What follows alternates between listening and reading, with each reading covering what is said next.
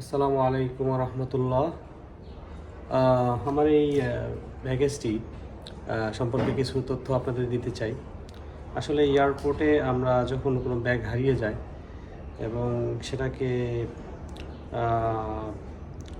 Lost and found ডিপার্টমেন্টে complain করার পরে আমাদের ভিতরে অনেক প্রশ্ন, অনেক কিছু জানার থাকে আসলে। কিন্তু আসলে মূল ব্যাপারটা কি সেটা আমি আজকে ব্যাগটা 7 দিন পরে রিসিভ করার পরে বুঝতে পারলাম।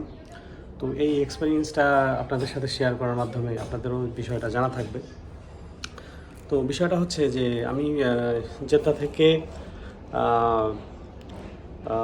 ঢাকা বিমানবন্দরে নামার পরে প্রায় 3 ঘন্টা সেখানে ওয়েট করার পরে ব্যাগটা যখন খুঁজে না পাই, তখন আমি সেখানে গিয়ে কমপ্লেন করি লস্ট অ্যান্ড ফাউন্ড ডিপার্টমেন্টে। তো সেখানে কমপ্লেন করার পরে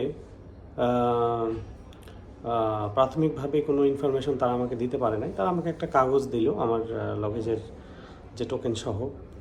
দেওয়ার পরে আমি বাসায় এসে যখন তাদের সাথে যোগাযোগ করলাম, তখন তারা বললো যে আপনার ব্যাগে কী কী আছে। তো আমি বললাম যে সেখানে আছে, অনেক কিছুই আছে, তো পারফিউমও আছে। তো পারফিউমের কথা শুনে তারা বললো যে 2টা পারফিউম অ্যালাউ, এর বেশি পারফিউম তারা অ্যালাউ করে না। তো আমি ভাবলাম আমার ব্যাগে 4টা পারফিউম আছে, তো এটার জন্য কিছু হলো কি না। তারপরে আমার ভিতরে আরও প্রশ্ন ছিল যে ব্যাগটা তারা খুলছে কিনা, পারফিউম বের করে নিছে কিনা, এই ধরনের প্রশ্ন আমার ছিল আর কি। তো তারপরে তারা আমাকে বললো যে আপনার ব্যাগ আসছে। তারপরের দিন বললো যে আপনার ব্যাগ আসছে, আপনার লোকেশনে পাঠিয়ে দেওয়া হবে। তো সেটার প্রায় 5-6 দিন পরে তারা আসছে। আজকে আসার পরে আমার লোকেশন পর্যন্ত তারা আসে নাই। তারা আমার বাসা থেকে আরও প্রায় 20 কিলোমিটার দূরে একটা জায়গা, আমার বাসা রংপুর সদর, তারা মডার্ন মোড়ে এসে আমাকে ডেলিভারি দিছে। তো ডেলিভারি দেওয়ার পরে ডেলিভারি ম্যান যে এটা আসলে কোনো ডেলিভারি সার্ভিস না, তারা এয়ারপোর্টের লোকই আর কি। তারা তাদের পিক আপে করে তারা বিভিন্ন জায়গায় ব্যাগগুলো ডেলিভারি দিয়ে আসে আর কি। তো সে বলতেছে যে আসলে এটা না, এটা ওভারলোডের সমস্যা।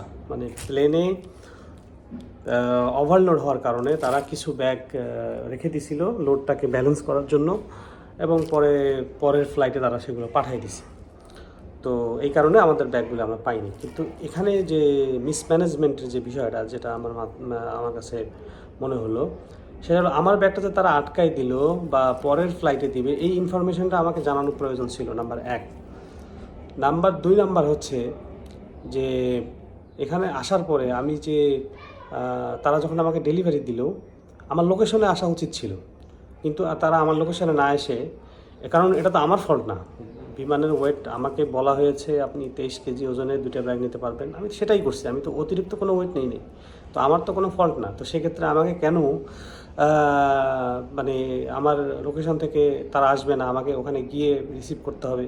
আবার সেখানে রিসিভ করার পরে ওখানে তার যে ডেলিভারি ম্যান যে ছিল, সে বলতেছে আমাকে কিছু চা খাওয়ার টাকা পয়সা দেন। তো সেখানে আমরা চা খাওয়ার টাকা তাদেরকে দিলাম আর কি।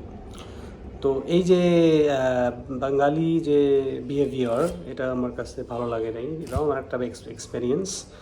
তো হোল এক্সপেরিয়েন্সটা হচ্ছে এটাই যে ব্যাগের